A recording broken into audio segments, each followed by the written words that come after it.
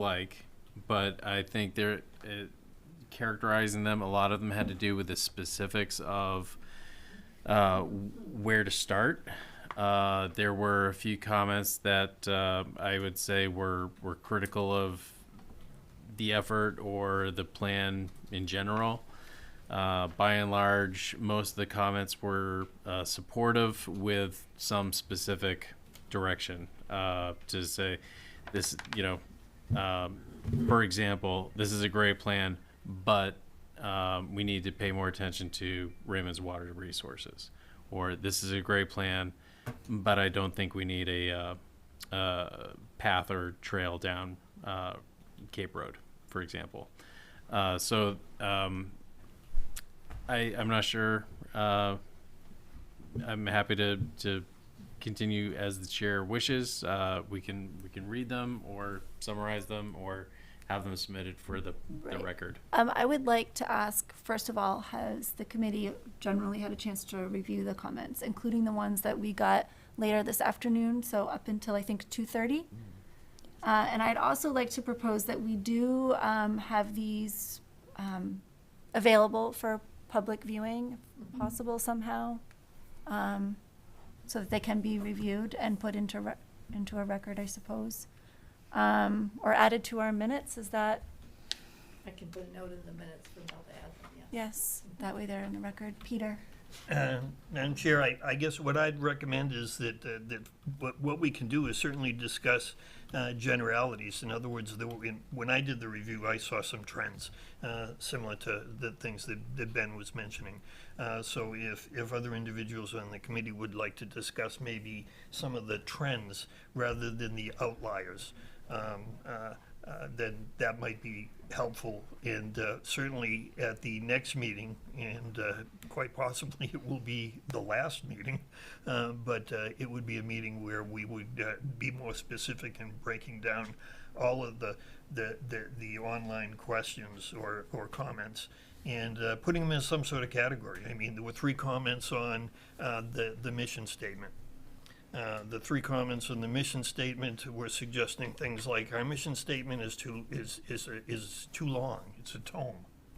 I found that interesting. Mission statements are supposed to be succinct. That's my understanding. We were a third less wordy than the 2004 mission statement. I don't know if that's progress over a decade, but I can tell you we managed to cut it down by 33%. One of the things, understanding is that there were literally 5 events, I believe, that we had over the almost 3 years. And I'm not taking anything away from North Star. June 2023, absolutely. This committee started in August of 22. So it's been a long time. But what I would tell you is that as far as the mission statement was concerned, there were 3 comments. Another one was concerned about the phrase that everybody wants to paraphrase it. Everybody that wants to live in Raymond should have a reasonable opportunity to live here. And yeah, I mean, I don't know how else the committee could have worded that, and I wasn't on the subcommittee that actually drafted that, so there are others here that could speak to that as well. But just from my perspective, I'll go back to some legal perspective. What does the judge generally say? What would a reasonable person do? And I know that's hard these days to really determine, what's a reasonable person. But I would tell you that that's the language that the committee came up with. A reasonable opportunity to live here. And so that's, to me, it encompasses a lot. Like, is there a house that I can afford here? Is there some sort of transportation that can allow me to get to my work and back? Are the roads safe? It goes on and on and on. You can read whatever you want into it. At the moment, it's escaped me what the 3rd comment was on the mission. But I guess what I tell you is this committee really made every effort to get input from the community on that mission. And once again, as Ben mentioned at the beginning, that mission really is what begins to form the whole basis for the plan. And that was through survey and you. And by you, I mean those individuals, and I'm preaching to the choir here, and those on Zoom that are are willing to become involved. Ideally, I'd love to see the entire community involved, but that's not going to happen. So it's really those people that care enough to get involved that give us the feedback. But anyway, that'd be my recommendation, Madam Chair, would be to ask if anyone else observed any other trends on comments.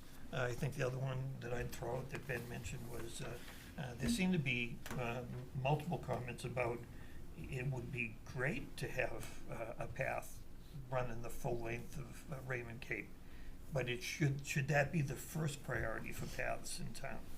So I'll leave it there.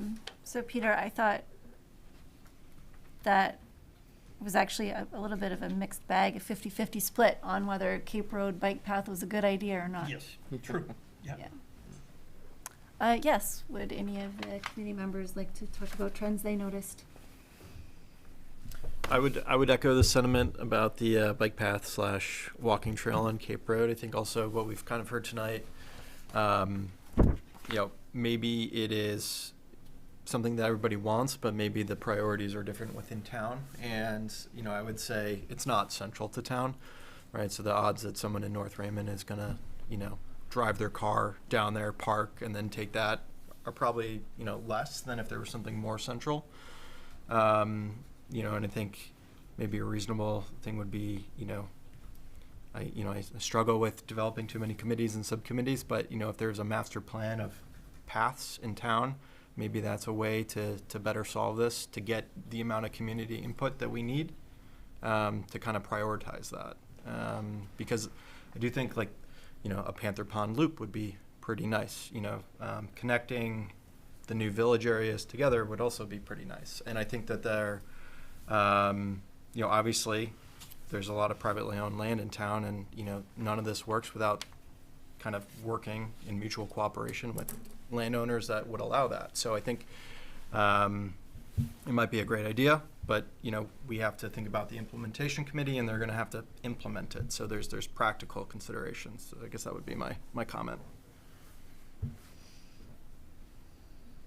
I would agree with that because I think we were hesitant to talk too much about along 85 because that's not our road and would be a significant undertaking. So I know that we'd all would appreciate a sidewalk or easier biking on those main roads, but I mean the reality is that might be very difficult to accomplish. And I think possibly our view was that Cape Road might be more within our reach.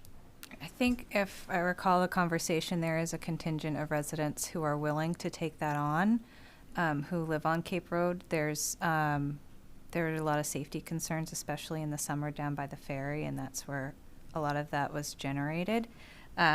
So I agree that there are more critical areas of town that could use that focus, but I think practically that was part of the discussion. Is it's something that we can do because it is one of our roads, and there may actually be some resources to do it with. It's a very dangerous road. There's already been a death on that road. I I'm don't want to cut this speak. I just wanted to throw that up there for you guys to realize that it's a safety issue. Sorry, if you are going to continue, I do have to ask that you go up to the podium. Thank you.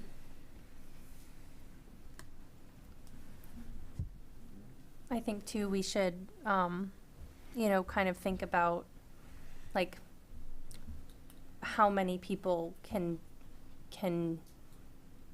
be benefited by certain projects as well, so that, if we're looking at connecting villages areas, or if we're talking about 302 and having walkability around there and connecting it to a village area that we're talking about, how many more people might that benefit than, the residents on Raymond Cape Road? But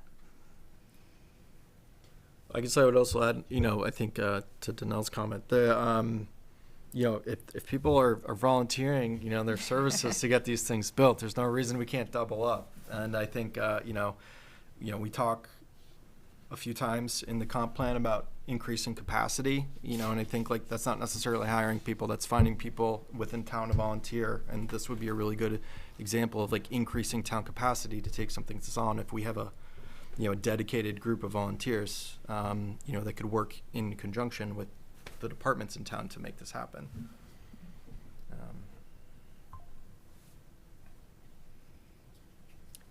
I'll just add that this committee's work would have been so much greater, and I believe nowhere near the level of completeness had we not had North Star planning.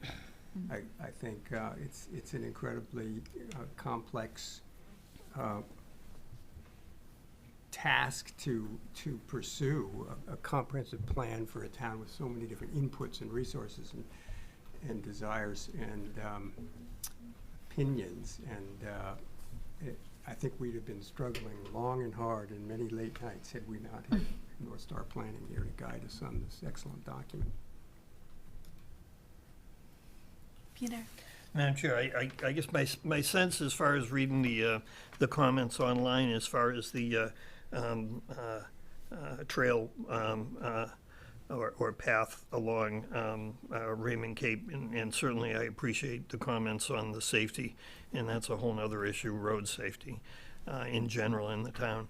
But I guess my sense from a couple of the comments indirectly was the fact that where the priority should be for walking paths and bike paths and the like kind of goes in line with the idea of the village concept. My understanding has always been that you want to build a road, what you want is a destination. And so you ask yourself, is there a destination at the end of this path or trail? And I guess, if you're not thinking of a concept of some sort of a small village on the corner of Hawthorne and 302, then there is no destination. So not to say that it's not a worthwhile endeavor, but the sense I get in reading the majority of the comments online anyway, it was that it would not be the highest priority. And I believe we made it a high priority in the plan. That might be something to revisit based on what other feedback we get from the town as far as exactly assigning where sidewalks, bike paths, and the like go. It's also interesting to note that the village concept and where we're sitting right now on East Raymond historically was a village in Raymond. It's not that we're reinventing that. It was a village here. Actually, I believe there was a small village down where 302 and Hawthorne is. I believe that the whole idea of those concepts of the village, as it was mentioned, is to try and not necessarily. We can be a little selfish. It's not to serve necessarily the people from away or people driving through. It's to serve the residents of the town, so that maybe we can avoid a little bit of that crazy summer traffic on the major thoroughfares. And if we want a loaf of bread or a gallon of gas or something like that, we don't have to drive into Wyndham to get it. So those are my comments. I would like us to make sure there are a couple comments about places maybe we had some inaccuracies, so I do want to make sure we investigate those. I just scrolled away from it. I don't know why I did that. For example, Maine Lakes Environmental Association only supports Sebago Lake, not Crescent Lake, etc. So things like that, I would like to at least make sure we investigate and make sure that we're being as accurate as possible. And also that we are spelling out all acronyms first. And I would also, I'm more of a numbers person, so if we do have things that look a little out of whack on a percentage basis, maybe including what the objective increase is or decrease is would be good. And I know we did do it in some places. I think the median home price in Raymond, we did that. It was a really big percentage, and then we showed, what it increased from to what it is now. And I think, that would be helpful in clarifying for everybody.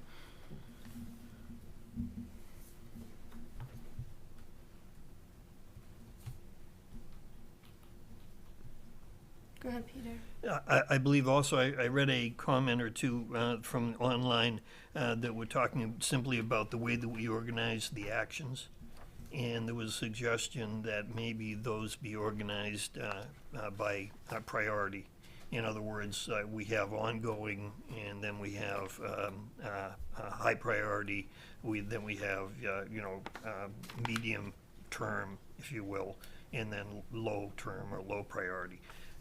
There was a suggestion on one of the online comments that we organize it that way so it's a little more readable rather than having it bounce all around a high priority, a low priority, immediate, that sort of a thing, that we organize it in some more readable format.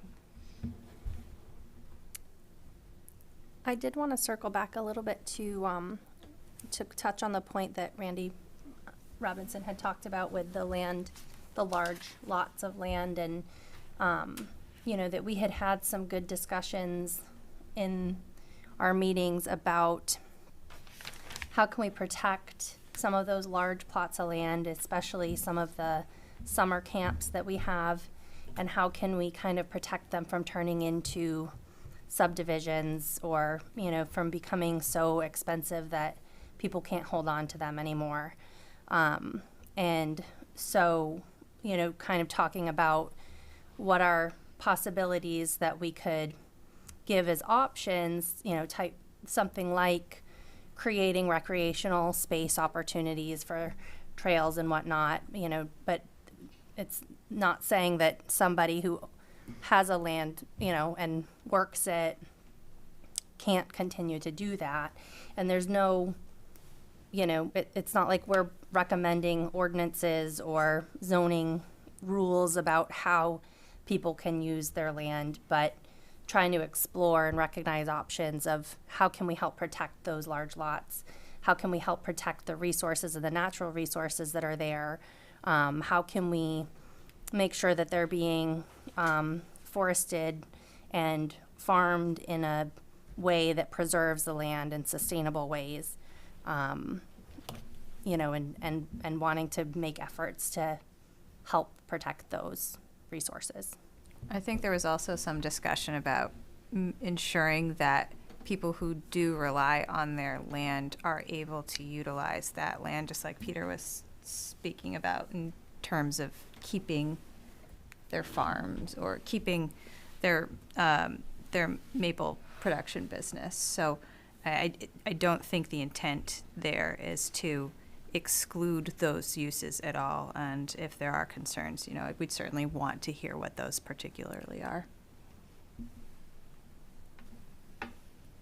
Yeah, I would echo that. I would say that there was discussion here, although I didn't see anything online about it. But as far as ordinances and development and commercial development and everything else, and I think there was a pretty deep discussion about when the word came up about preserving our farms.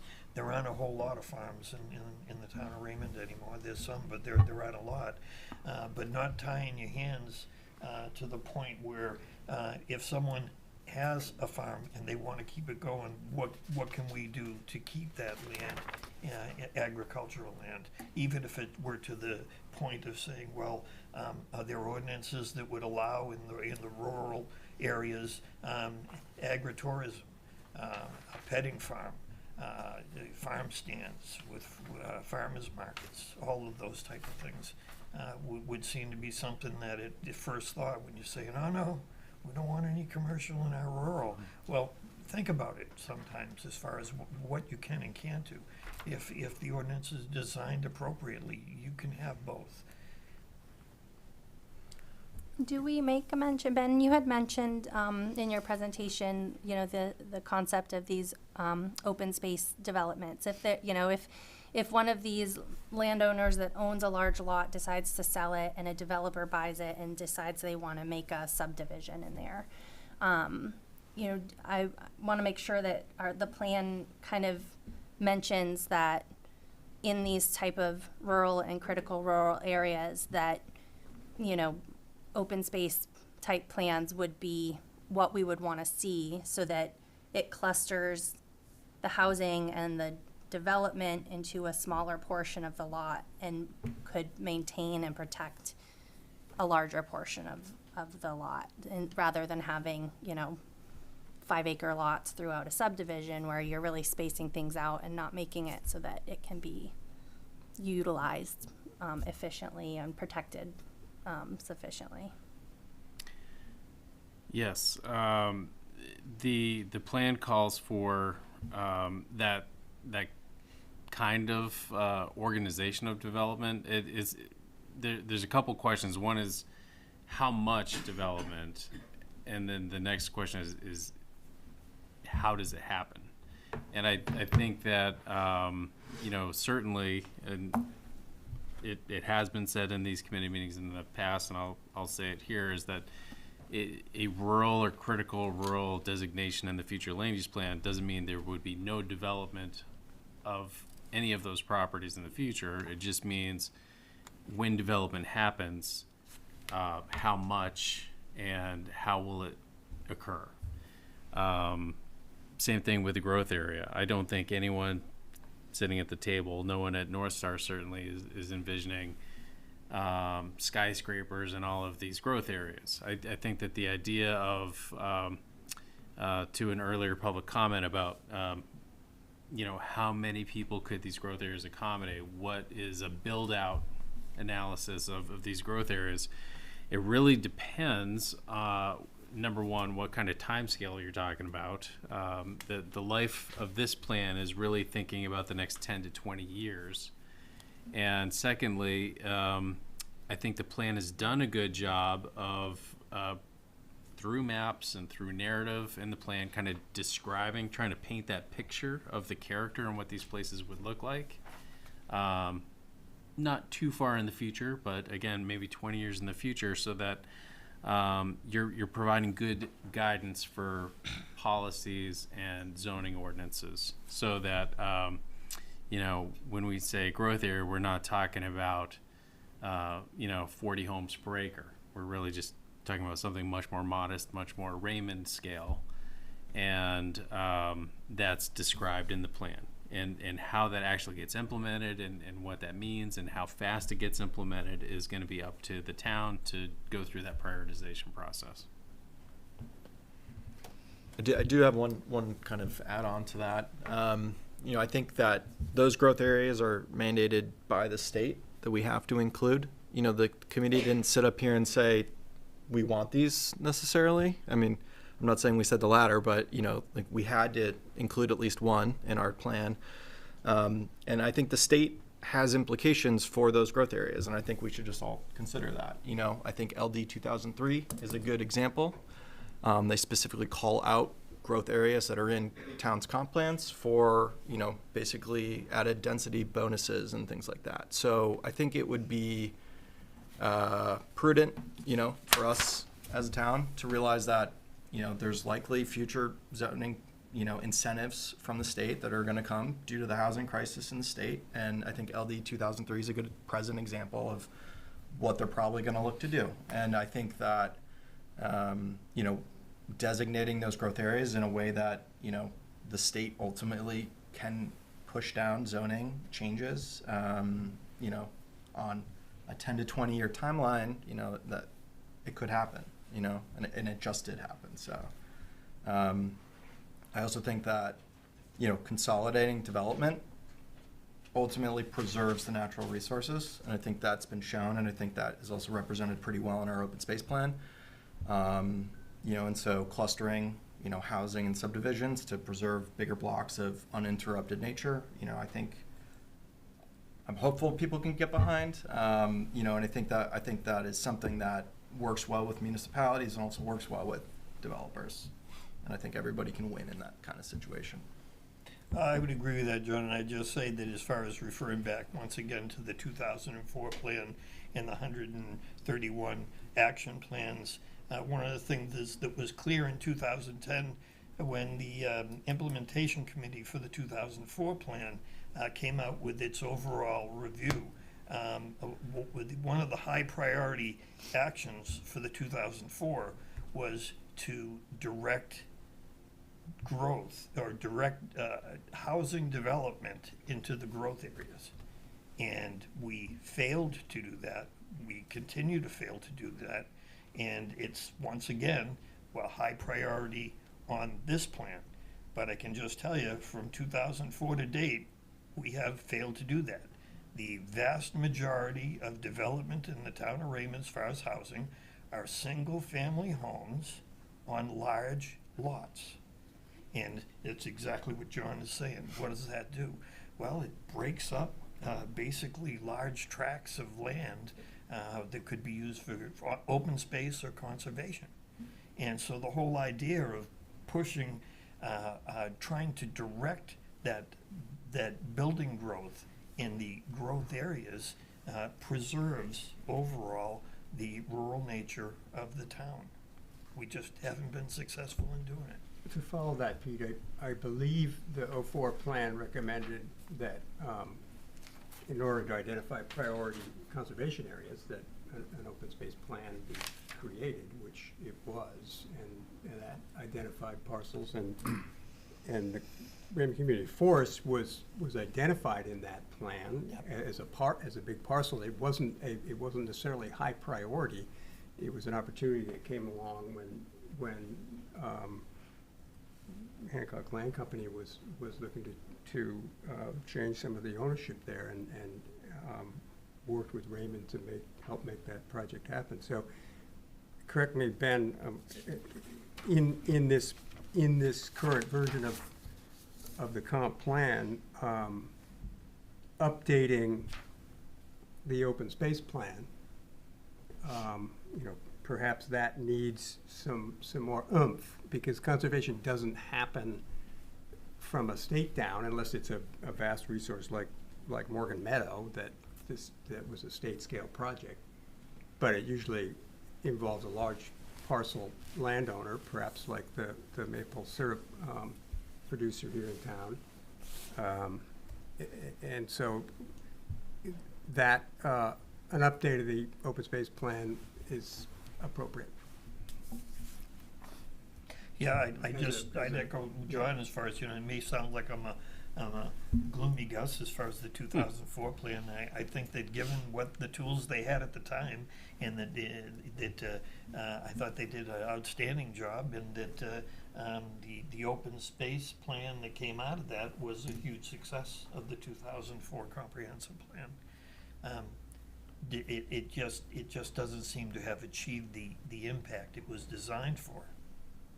And so it's up to the people in the town to decide if that's what they want. Do they want to have this building continue to be single-family homes on large tracts of land, or do they want to try and look at the regulations as far as density is concerned for housing, and concentrate that density in areas that are both a growth area, meaning they have investment, that they have connectivity, that they have facilities, that they're a destination. To just loop it all around to something Brian said at the initial comment, we are on the edge of North Wyndham, and from the beginning as a committee we've talked about, the development's coming. We may not want it, but we want to control it when it gets here. And so what's our best way to do that? And so all of these conversations have really been around that, including all the development of housing to allow our kids to be able to afford houses here if that's what they want to do too.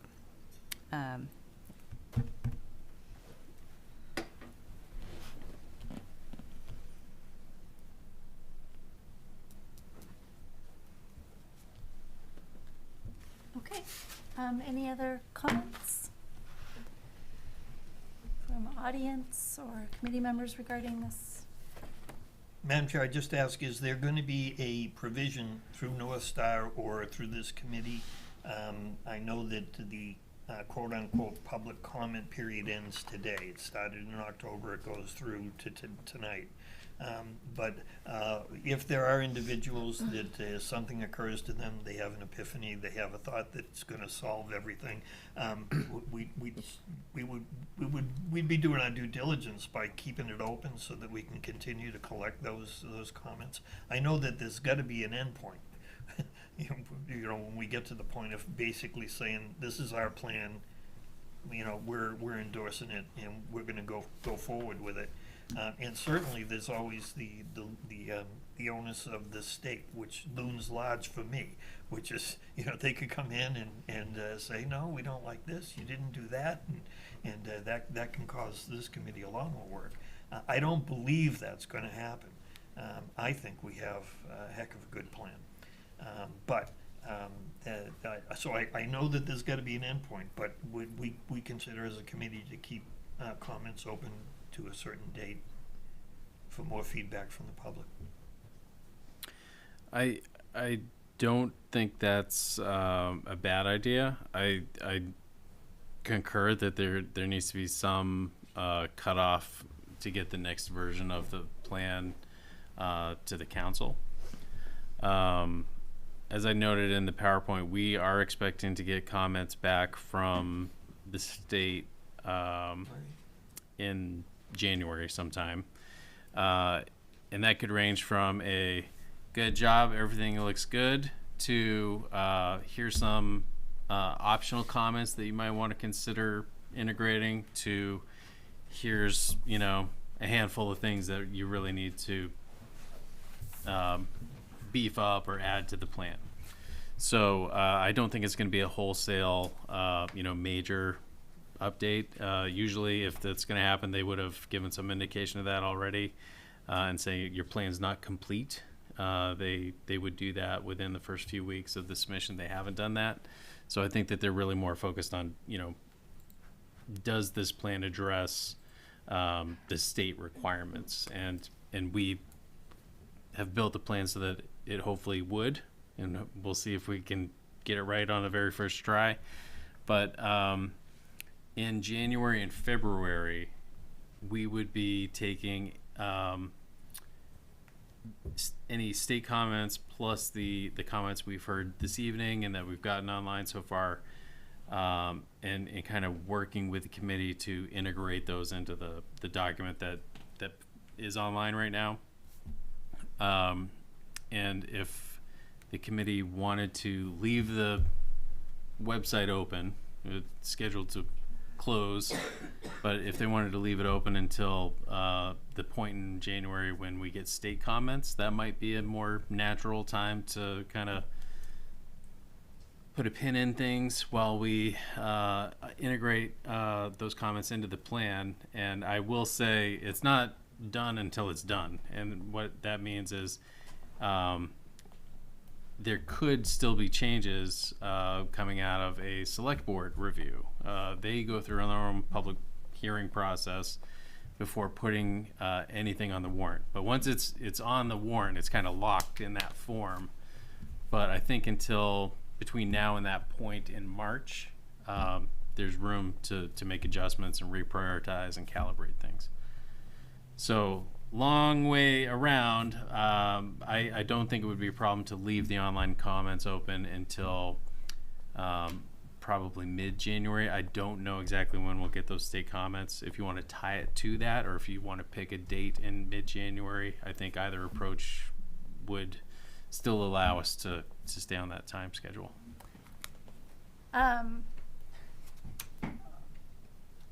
I'm fine with that if the committee believes that that's a good course to go down. But I'm also just thinking logically, we're about to approach Christmas and New Year's and everyone's on vacation, and I can just say that probably this is not on their agenda.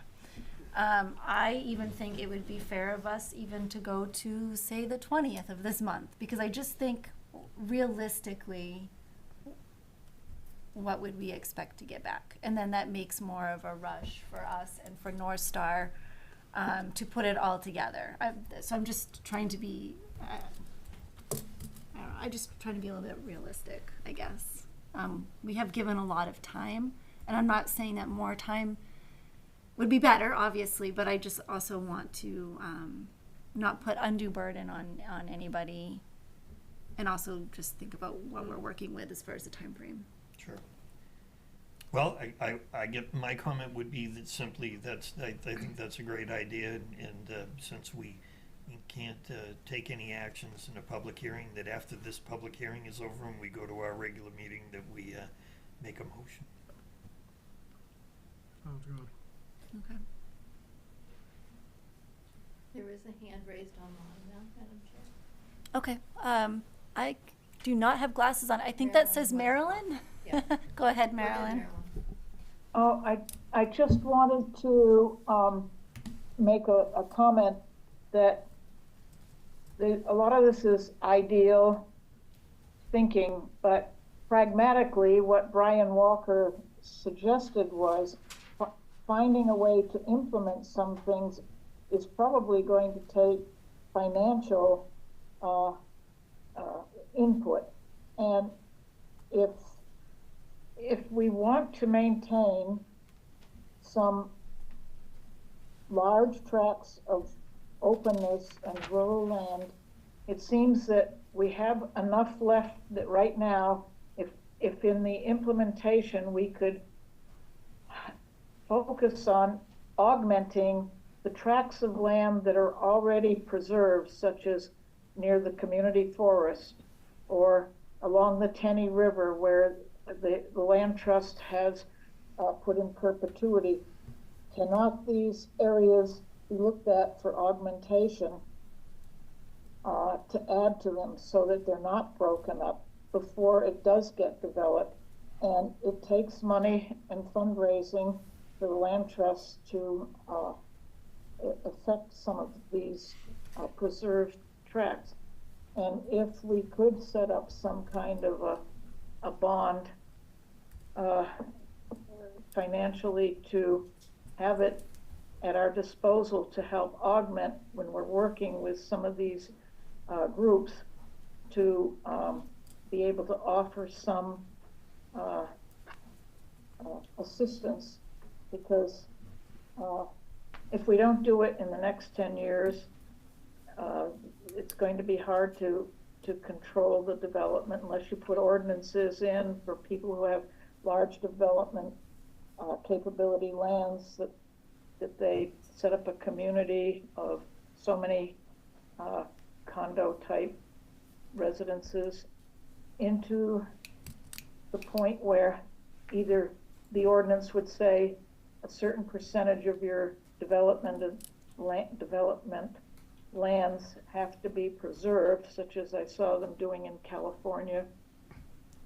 That can be implemented, but there are some areas in North Raymond and elsewhere that we could take a look at and see where we might try to keep a corridor of uninterrupted lands and preserve the feeling of openness available to everybody. Where I lived before, I saw that people went out on their lunch hours into the salt marsh, one little road to have their lunch, where they looked off into the distance over the marsh. They didn't see any residences. People congregated there. They sought them out. And you see it in England, you see it all over, the uninterrupted lands that can be maintained for people to enjoy in the future. And we've already grown from when we first came to Raymond, from like 1,500 to 4,500 residents, and it's going to keep happening. So this is the chance to try to augment the places that we already are working on. Thank you. Oh, I live at 172 AI Road. Thank you, Marilyn. I would like just to somewhat respond to that in a way, talking about financials and what happens next in bonds. Something that maybe we as a committee, since we've been at this for so long, are going to kind of find some enjoyment in, is that we, after this is done, get to pass off this work to the other functioning parts of our local government here, from the select board to the finance committee to the planning board. It becomes the work of those town pieces. So unfortunately, our hands are a bit tied in what we can do on a financial perspective. So I just wanted to throw that out there. I don't know, Peter, you'd like to? Sure, add to that? I'd echo that as far as, once again, what the limitations are that this committee can do. What I would say is that in the plan, in numerous places, it makes the case for conserving land. It makes the case for either hiring a consulting firm to look at grant applications, because there is money out there, whether it's to make our roads safer. There's money out there for that. Matter of fact, in our surrounding community, it was in the paper last week that there are monies out there. We just weren't included in it. But maybe we need to have our ear to the ground a little bit more, have a little bit more professional guidance, have a little more assistance in pursuing those, as well as conservation land. And we have had with Loon Echo, we have already established a relationship with them, and I agree wholeheartedly with the individual on Zoom now, that there needs to be more in the way of conservation dollars put aside. Once again, it's in the plan. We're asking for it. We've recommended it. Now it will be up to the implementation committee, the select board, budget, finance, and ultimately the people in the town to make that a reality. I believe what surprised me is when we had a discussion earlier on, there's, I think, $35,000 that's in conservation fund. That's money. Still in the open space fund. In the open space fund. So that money is there. And I believe that the comment from the individual from Loon Echo was saying, well, that's a nice start. Yeah, that's a chunk of change. But we need to improve on that in order to be able to fulfill the objective of preserving more property. By the same token, everything that we've talked about as far as ordinances are concerned are really geared towards focusing on where building takes place and where it's appropriate and where it's not, whether it be commercial or residential or environmental. And to that end, too, the manpower behind it, if there are individual residents who feel very strongly about one initiative, even if it's not a priority item, if there is somebody willing and able to head that committee, there are multiple committees besides the implementation committee, and I'm sure it would be low-hanging fruit for them just to hand it over. So I'm sure there's not going to be any objection if, because I know in our discussions with Loon Echo and other conservation, even when Steve came in earlier, then there's opportunities, or there's opportunities there to tap into some of the resources that we have available.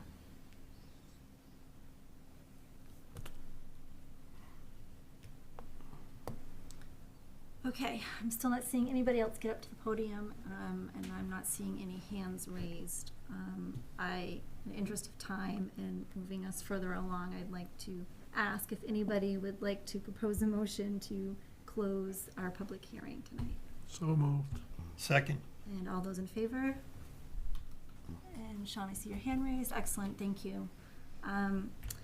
So now we will conclude with our regular meeting. Can I just have a question? You said at first it was mid-January, now you're saying December 20th to close public comment? We'll decide We're gonna decide that now. Yes, we'll decide that Yeah. very shortly. Yeah, that's okay. Thanks, folks, for coming out. Thank you. Yes, thank everybody. you. Thanks. for your work. Got it. Okay, so, thank you. You need it. I think we should start with, Thank you. when should we close public comment? I think that's a good place to start. And then let's sort of give Ben some direction. I make a motion that we close public comment on December 20th. I'll second that. Okay, any discussion? I would hope that we could do it at the end of the month, just people get through Christmas. They have some downtime between Christmas and New Year's. To me, that would be let's just do the 31st. Okay, so That's we, a friendly amendment. yeah, would we like to call that an amendment Yes. to the motion? Yes. Okay, So first you vote on the So- amendment. right, I'll so, second the amendment. Second the, all right, all those in favor of the amendment? That For the passes. 31st, Sean, if you're following. Instead of the 20th. Okay, instead of the 20th. Yeah. And then we will vote on the amended motion. So, and I've already had a second on that. So all those in favor of the amended motion? Done? And Sean, I see your hand up. Okay, so January 31st, do we still, no? December 3rd? December Sorry, 31st. December Oh. December 31st. Close the public comment. Close public comment. And this Madam applies Chair. to the person who presented, one at the 11th hour at 59 minutes. A prize. Okay, you get a donut. Yeah, I missed who seconded the No, amendment. that's the way to do it. Jackie. Oh, I thought she made the motion, okay. No, John. No, John made John the made amendment. Jackie seconded it. John as in Clark, correct? John Yep. hasn't Clark. Okay, Yep. perfect. I was trying to type and lost track. Okay, so now I think we should give direction to North Star Planning on the comments that we've received tonight, and public comment. So, that he can take that. And I guess I will open it up, and if there's anything left to say, I'll finish it. Well, I guess I have, like, I know I've heard from several people who were so excited to see that Raymond Cape was on there as far as a pathway, walkability, focusing on that. But I wonder if we have to pick one area to focus on for walkability and sidewalks, or if the top priority could be Both? generally speaking in town. You know, I don't know, do we have to pick one area? Could we pick two areas? I don't know. Could we suggest that a committee be formed to study that issue and have the committee make recommendations as to what the priority should be? Do you mean like a feasibility study in a way, like Yes. what? But my question would be to Ben, Ben, I don't know that it was the committee, the sense I have, that it was the committee that assigned the Cape walking path and bike path as a high priority, as it's mentioned as of the priority in the plan.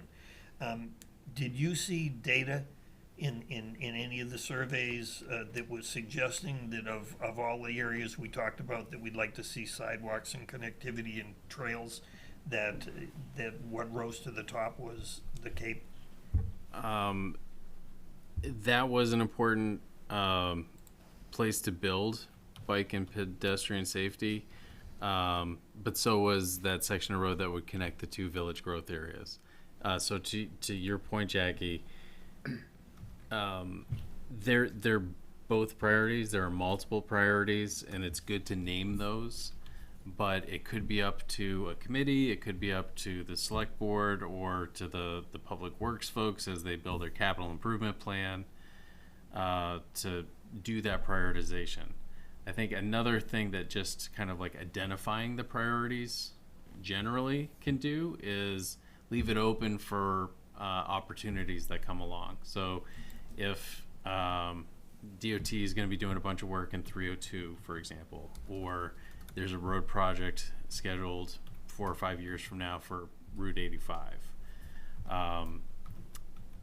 Naming those priorities in the plan will make that part of the conversation in those efforts, so that it's not necessarily going to be the kind of thing where we have to do this and we can't do the others. It's more like, let's list where we have priorities and where we have visions for improvements, and we'll make progress as a community with outside agencies like DOT as they move their plans forward as well. I think there could be things that kind of fall into your lap if you list them in the plan. Like if there's a major commercial development on 302, it would give the planning board the ability to say, hey, this is an area where there's supposed to be enhanced landscaping and sidewalks. And that becomes part of the planning. So as an example, when we, in 2015, 2016, when we got the state money to go half and half with the sidewalks in the village, even if we had not identified the village as, which at that point, as a priority to have sidewalks, the state was gonna go halves with us if we put the sidewalks there. But, so Yeah. with any type of grants or funding and things like that, a lot of it's gonna be dictated by the grant giver. So are we gonna say, no, we can't take, a 50-50 split on this bicycle path or this sidewalk because it's not one of our high priorities? I think, so I just don't know about handcuffing ourselves to anyone rather than state what we've stated in the plan very clearly, which is Both are options. a high priority for the town is connectivity, bike paths, walking paths, and improvements that reduce traffic safety issues. And, I understand that naming the priority would be, another way to go. And you could, but I would say that based on at least the feedback that we've gotten from the online comments, that what a few of the comments came back and said, I don't know why you're making Raymond Cape a priority. And I'm always sensitive to the fact that, since our sample size is always so small, Yeah. It can be 5 people that live on the Raymond Cape that say, I would like to see it. And I understand there's a woman saying that there was a fatality on that road. Well, yeah, so I guess I could say, well, I guess we need walking paths and sidewalks on Egypt Road. Okay, so maybe, I guess my thought would be if we could make it more comprehensive as a priority list item to not just cover Raymond Cape, but list that as one of the options that we would want to pursue. So Raymond Cape, connection of the villages, or a loop around Panther, something, along those lines where it might list a couple options. Do we have the actual language we could just pull up and then maybe we could just look at it real quick? Is that okay? Well, I was gonna say, because what I'm hearing is like, we don't want to tie ourselves, but we want to sort of in some way be a little bit specific, right? Because Yes. we want to give direction. So saying we would like to create more bike pathways and connectivity, with the focus in mind of connecting the village areas and Cape Road, like Yeah. calling those two out specifically. Consider that. Well, Yeah. so we're we're giving detail, but we're also keeping it open. Yeah, I think that's good. I like that. Yeah. Do you get Yep. that then? Yep. I can bring up that section of the plan if that's helpful as I'm doing it. If it's not helpful, tell me real quick. I liked Kayla's language. I was fine with that. Yeah, I think we're good. Okay. Yeah, I think we're good with finding a way just to be, include those two areas, highlight them, but also state clearly that we're open to all areas. Because quite frankly, all roads would be improved with sidewalks and bike paths. So, there isn't one in Raymond that would not probably benefit from that. I think we should hit like the major things, the themes maybe, and that might be helpful. So vision statement was mentioned a few times. I mean, personally, I feel like we really went over this many times. Many opportunities for public comment. I kind of feel like continuing to grind over it really is probably not, in my opinion, the best use and utilization of our time. But that was mentioned a few times with the comments online anyway. Is there any feeling that we wish to address that in any way? I'd say that we've had similar comments before already, and we had many discussions about them, and the vision statement that we have is a result of all the comments, both critical critical and positive, and we've already hit on those things, and we don't need to discuss it any further. Agreed, Agreed. agreed. Agreed. Agreed. Okay. I think, let's see. How about comments about organizing goals based on priorities? Now, I think actually as a committee, if I remember correctly, we had sort of talked about that ourselves anyway, about how we organize it, just for even our own sanity. But anybody who's reviewing this, so I don't know how much of an ask that is, or I don't, I know the state mandates a lot of Right. that giant list. So without creating too much work, is there a way that, it sounds like that was comment received, do we have any desire to be asking? Yeah, to format the actions according to their priorities, starting with the highest priority down to the lowest priority. Yeah, I think in general, what we've tried to do is format the list so it lines up with how the state's going to look at it. So the goals are arranged by topic, and I think that was the comment. Is instead of looking at these by topic, let's just prioritize these things. So to that end, I think prioritization is good. That's kind of behind the effort to call just a handful of these things up as highest priorities and tie them in with those priority goals. If you want, I think we could do another version of it, or just have like here's the hard copy version sorted by topic, with the highest priority ones listed and first for each topic. But I think electronically, if we can provide the actual copy of the spreadsheet, you could sort it however you wanted to. It just wouldn't be part of that document. I don't know if that's like going to get to where you're talking about, or if I'm missing the mark.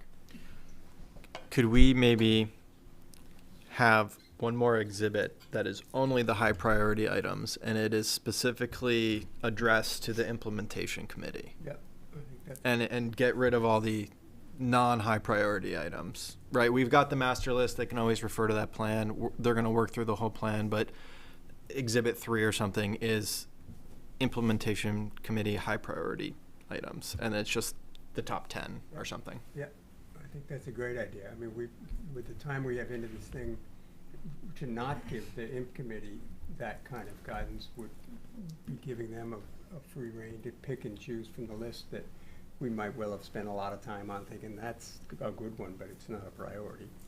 Does that sound like a reasonable compromise between state expectations, ease of their review, Yeah. and It sort does. of picking and highlighting, even though I feel like in a way we sort of already do that with our list of goals, but if that seems fair enough, it sounds like it's a good compromise. Yeah, between- and I think we've done that. We've taken the first step at calling out the very highest, I guess we can say. Yeah. But there should be like all of those high priorities, right? The next tier. If that's not enough, when you've implemented all of these things, there's a bunch of other things Got to do. more. I think that's really consistent with the philosophy we've had kind of from the get-go, is that it can be a little overwhelming. Yes. To look at a list of 130 things that you need to do in the next 10 years and kind of wonder where you get started. So we really went to a lot of effort to kind of make sure we're calling out the most important, but I think like there is no problem at all in putting together a little bit longer of a list that would give some discretion to the implementation group to say, look, if we've got 25 high priority actions, what are the 3 we're going to do once we get through the list on page 2? I think that's very doable. Okay.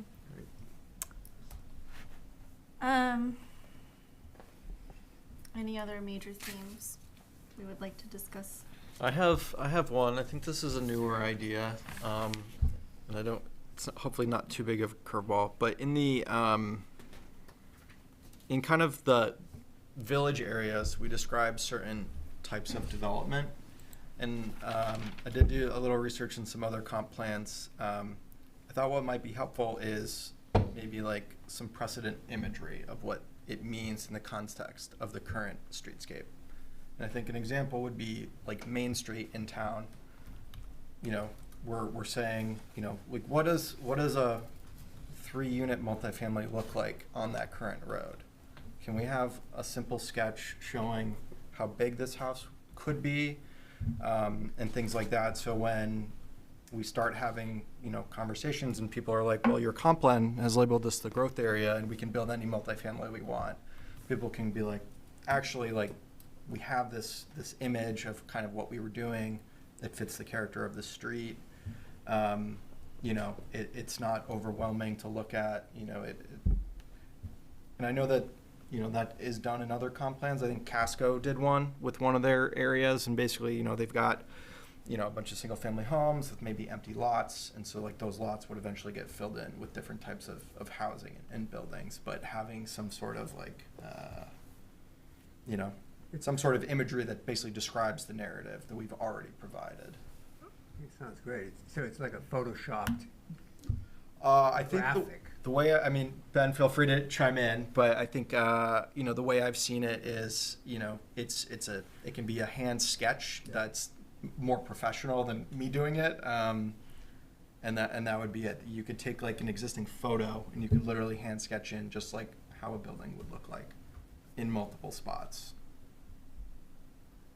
In the plan, do we speak, I thought we did, but do we speak to recommending that to the planning board that they relook at their design standards? I know that there was discussion at the meeting with the select board and the department heads that I think Jackie may have mentioned, but to make it clear that what we were doing as far as when we call it a village, that we're talking about some sort of standard construction that would give it the flavor of a New England village versus the big box or the 3-story concrete condo.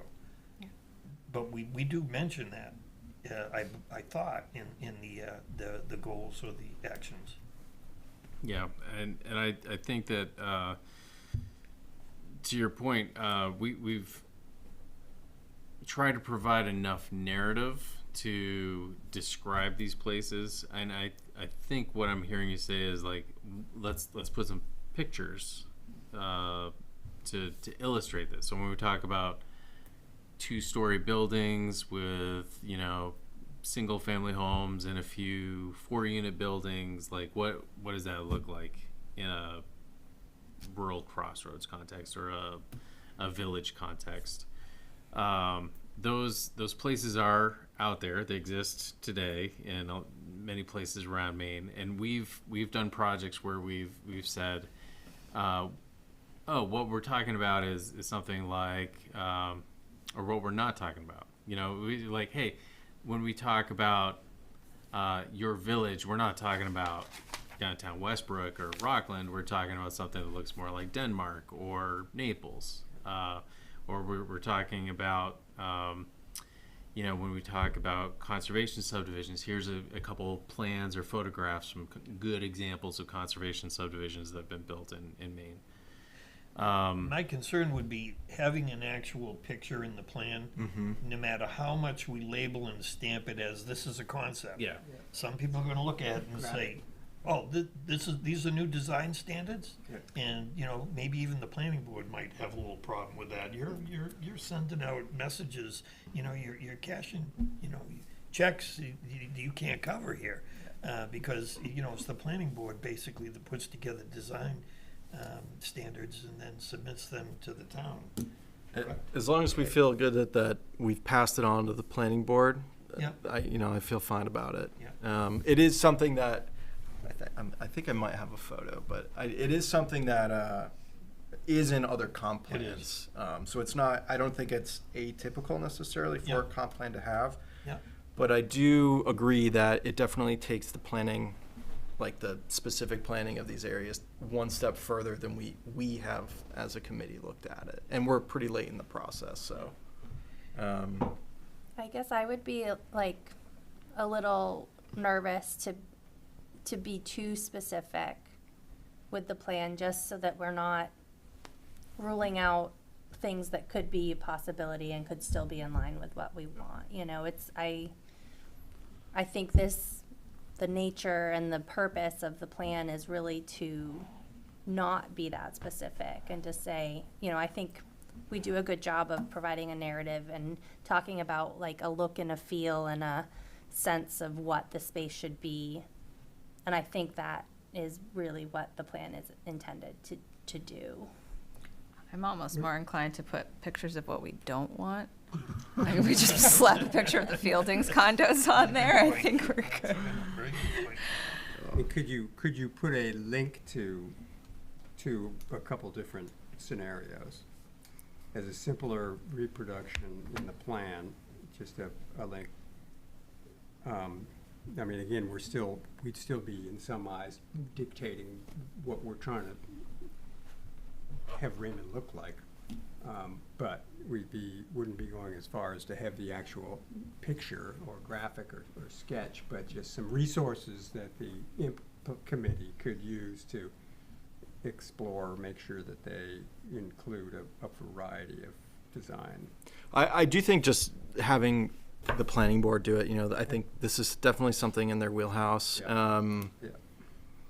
I think the intent is not to provide design standards, and I think there's a little bit of a difference between like the size of a building and then like how it looks from the outside. And so I think this is more to help people understand when we say multifamily or like condos or, you know, those words that are referenced in the plan. It's not a 5-story building What's it look next to a single-family home. It's the ER clothes store, you know, replicated somewhere. You know, it's a nice, classic-looking building that could serve multiple purposes. But I understand the concern that as much as we stamp it as a concept, that might not be how it's taken. So, And it could be used in a negative way against the plan. It doesn't take a lot for somebody to get a hold of something that wants to make a difference and run with it and build some kind of a Momentum. constituency with it. I mean, the alternative is if someone saw a 6-unit multifamily in there and they built a 6-story building, you know, and 1 unit per floor versus, you know, the intent of that is really a 2-story wider building or I a think 3-story what's come wider through building. loud and clear over 3 years is, well, we don't want to look like Wyndham. So, I mean, I agree with what you're saying, which is it'd be easier just to say this is what we don't want. But I believe ultimately being vague enough in our narrative to say, you know, preserve the rural nature of a New England village. I mean, that gives you quite a bit of latitude as far as, but at the same time, you understand that that's not Wyndham.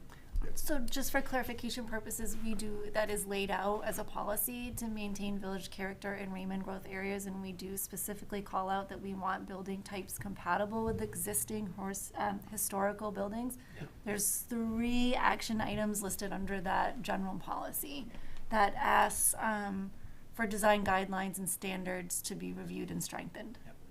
So that does give guidance to the planning board, but at the same time, we're not being proscriptive. Many It does years, paint a picture, like there, you can envision in your head what that looks like, I feel like, without a visual. And do we have a height limit? I can't recall. And the 30, growth 30, limit is 30 35? feet. 30. yeah, 30, Okay. 35? except for barns. That applies in the 302 growth corridor too. Right. Yeah, many years ago, Terry DeWine did the design standards for the town of Raymond. It was more for Now the village. the village, but he had Yeah. really nice pictures and Yeah. I don't know if he did any residential type of things. It'd be worth looking at that document to see if anything like that's in there. Well, if we go forward, I mean, if down the road, if we're doing transportation studies and whatnot, you know, that's going to involve imagery and, you know, presentations by engineers and that sort that will paint a picture visually too for what it could be, what we could see. And a number of the projects that came to the planning board, they did look at the design standards, and a lot of people, they're voluntary, they're not mandatory, and a lot of the applicants would would take those and they would use them. They'd incorporate them to some degree in their developments. And In I recent, feel good about them taking a look at those and honoring. that's over the last 6 months or a year or more that you've been on the P board? Oh, yeah, Yeah, decades. yeah, yeah, right.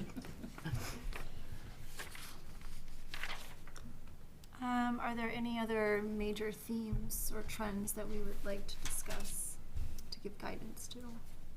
I think I just want to reiterate making sure that, based on the comments received, that if they called out an inaccuracy, that we just double check Yep. on that and double check on acronyms. And I guess maybe us looking at the numbers. I know you had made a comment about checking to see if numbers seem right or don't feel right, that we give a different reference point. I don't know. I think that's more of a task for us as in our final reviewing of it. I guess in a way, I don't know. I don't Did you know have that the anything more numbers are specific? wrong at Okay. all. I think it's more of a, I mean, I can use the specific example. If you see something that's increased by like 100 or 300%, but it's gone from 1 to 3, it's not as big as an issue if it's Okay. gone from 1,000 to 3,000. Yeah, so for instance, if something was increased by 3,000%, but we're talking, I believe it was 9 to 60 or something like that. Like Exactly. it's- Put those in it's not- parentheses, 9 to 60, if we want to. Well, actually, there's a table that directly references it. You can derive 300% from that if you do math, but we don't actually call out 300%. Well, probably. If memory serves me, there was one online comment that basically told you, Ben, that all of your demographic data was incorrect. If it's the one I'm thinking of, it had to do with like how recent the data is, like where do you draw the line, and the data that we're using is from 2022, Yeah. which was the state data pack that the town had. So that is not too old to understand trends and themes and draw some conclusions about what the town needs to plan for, which is really the intent of the data. So if it's more than 3 years old, that's when the state says, go get the data pack and brush these numbers up. But if it's within 3 years, it's clear enough. Okay, so otherwise what you're saying is the state will call us out. The if our state, data seems yes, too old. correct. Okay. And is that 3 years since a past plan, 3 years since the start of a plan? Like, because our committee's 2 years long. Yep. So if we had data that was 3 years old when we started, it'd be 5 years old when we pass it. Yeah. Okay. It has to be 3 years within from what they're reviewing. Okay. So Raymond is well within the bounds of normal data from that standpoint. The only thing I would say, and we talked about this in the office when we were reviewing those comments, is if there was a major change, like if there was some kind of huge clear cut, or if there was a massive development or the loss of a major employer or two, those would be the kinds of things where you want to go back and make sure, like, because that can change the trajectory of goals and policies. But generally, if the data is within a few years, like, you have a good sense of what's happening in the community. I will say there was a fairly large set of comments that wasn't necessarily, didn't look like it was all captured in the second set of comments that you gave us, but I will just say it looked like mostly my big wish list for Raymond, which I thought was kind of cool. But it calls out, very specific things, and I think we were sort of, we wanted to be specific. We're not trying to be maybe that drilled down, but I just would like to have that in there, that there was several things on here that I thought were an extended comment that I really liked a lot of their ideas. I think we've talked about all those ideas at one time or Yeah, another. I was thinking that, yeah. I think what we tried to do is put the tools in place to implement those and give people the opportunity to do it So even if we didn't necessarily call it out. Yeah, I mean, I love food trucks. Oh, yeah. Who doesn't like food trucks and music, concerts and farmers markets and book clubs and entertainment events and things for seniors. I just wanted to, acknowledge, I guess, that large comment made And I hate to say it because I want everything on that list, but I think it's all like individual resident initiative, like starting a project, getting behind it and pushing it forward. yeah. I like the smaller house lot size comment. Oh, and that's on, I think that's included in that, yeah. Oh, is it? Yeah, there's, That was in that does, paragraph. evaluate reducing minimum lot sizes in specific areas.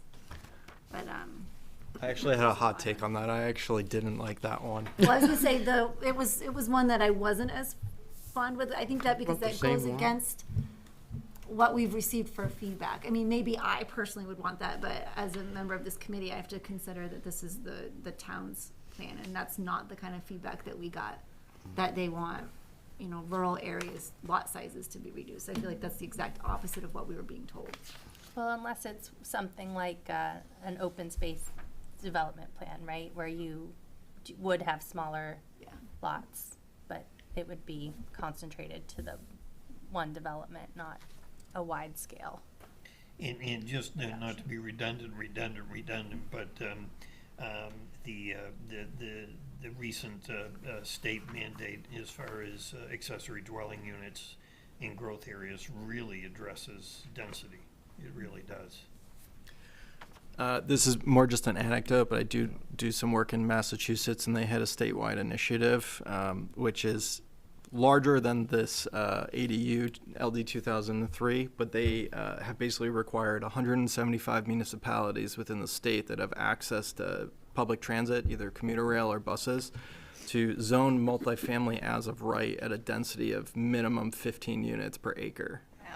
And that is basically the, Sounds like- eastern third of the state. So, I think LD 2003 is pretty light in comparison. It is mild. It is mild. But understand that it must be, certainly that what the state is doing is looking at increasing the housing stock, and what they're using is, if they're not using sewers or public water, they're simply using transportation. Mm-hmm.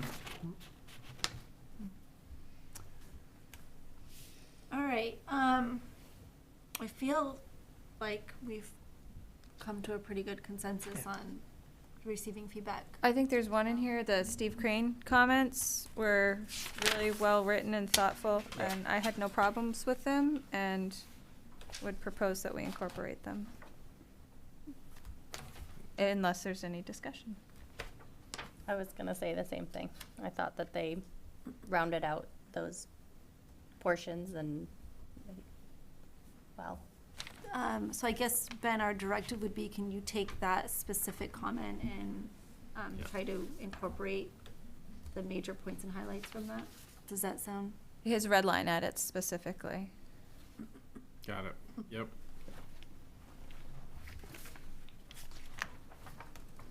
also, did anybody drive through town today between 8 a.m. and 12 p.m.? Did anybody notice, like, how many state troopers were pulling people over along No. 302?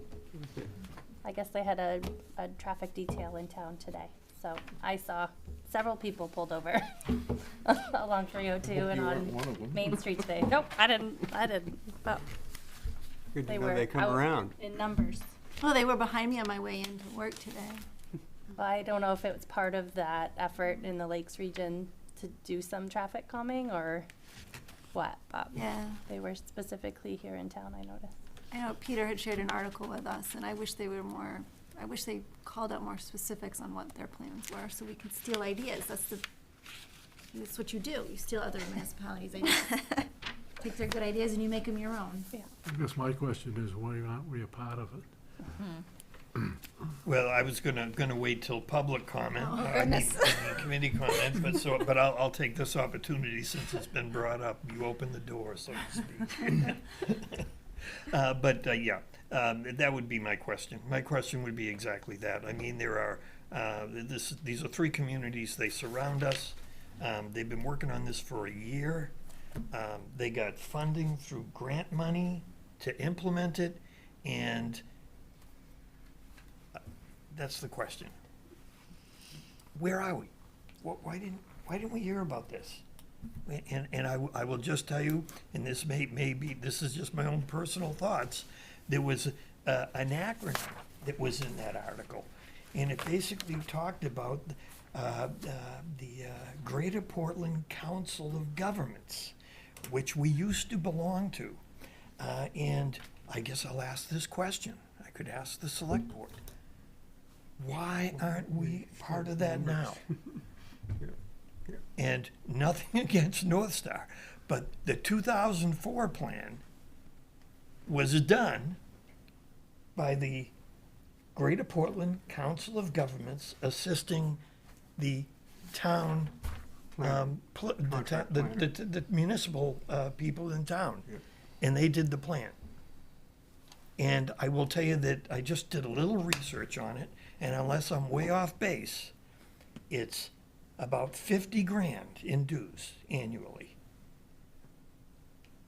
And from that, there's everything from support on grants to assistance with planning and everything. And I guess I'm just asking that question. And why didn't we know about this?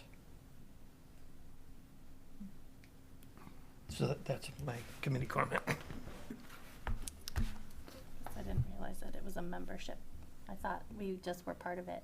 Nope. No, The- you have to, the you club have to membership. pay to reap Okay. the benefits. Gotcha.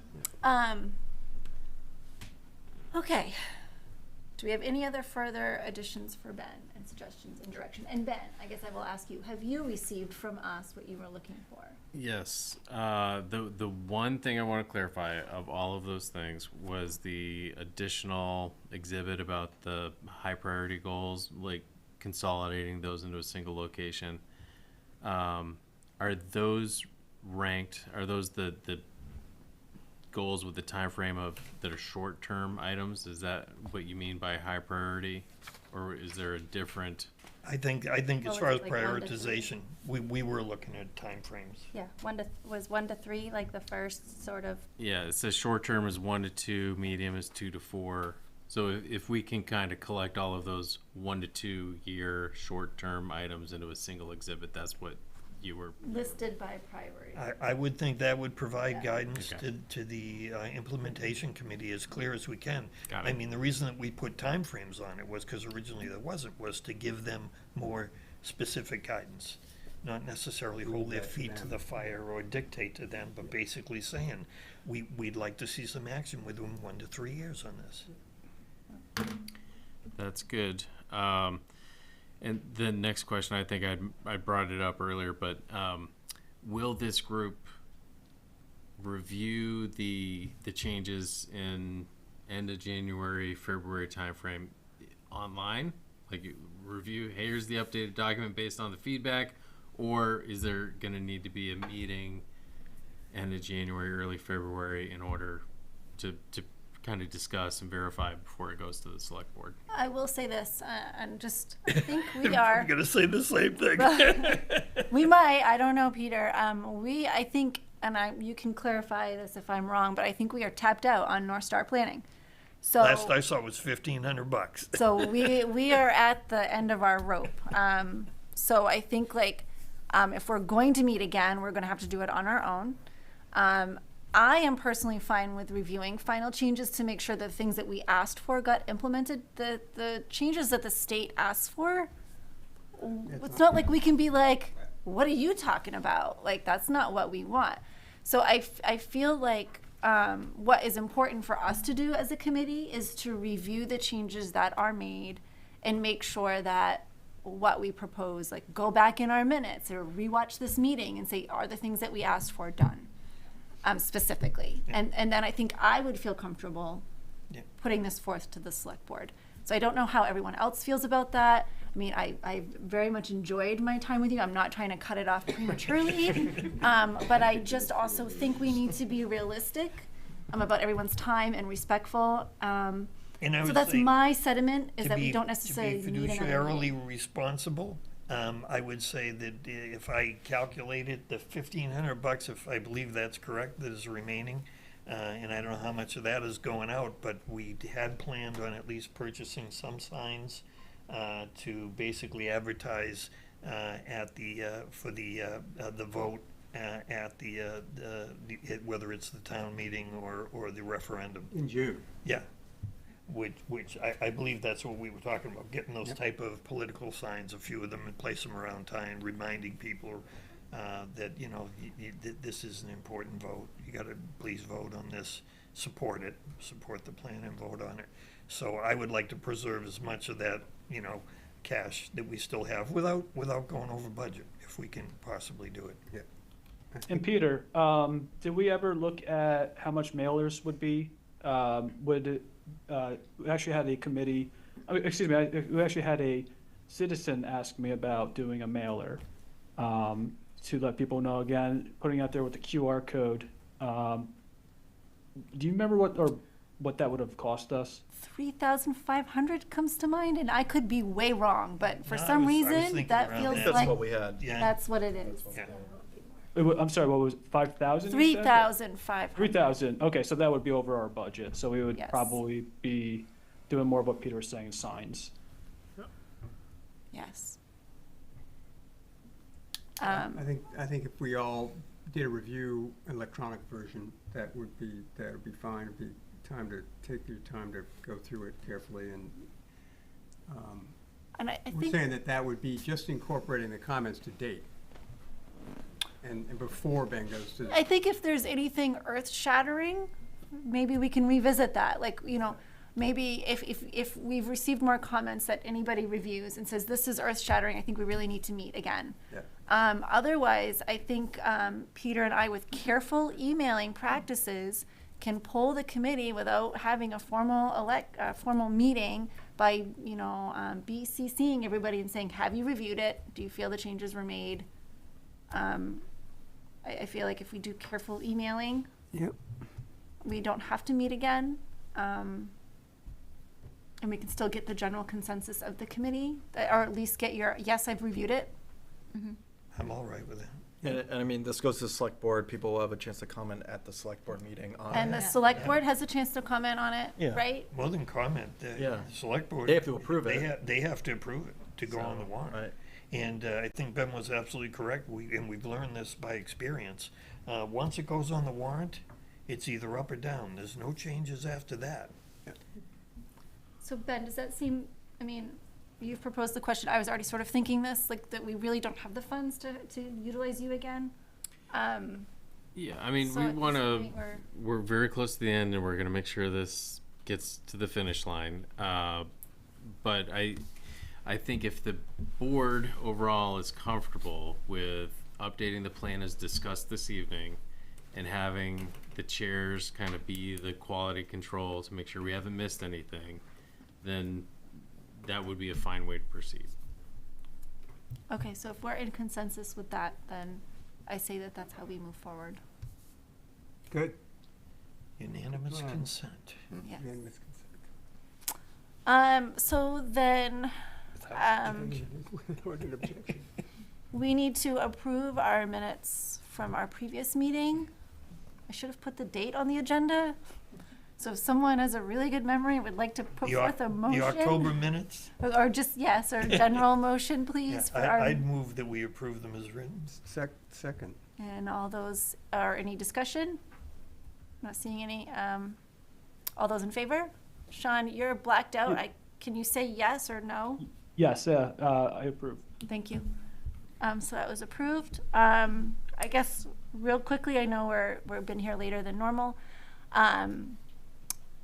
Peter and I think Frank? Frank, did you participate? And And John,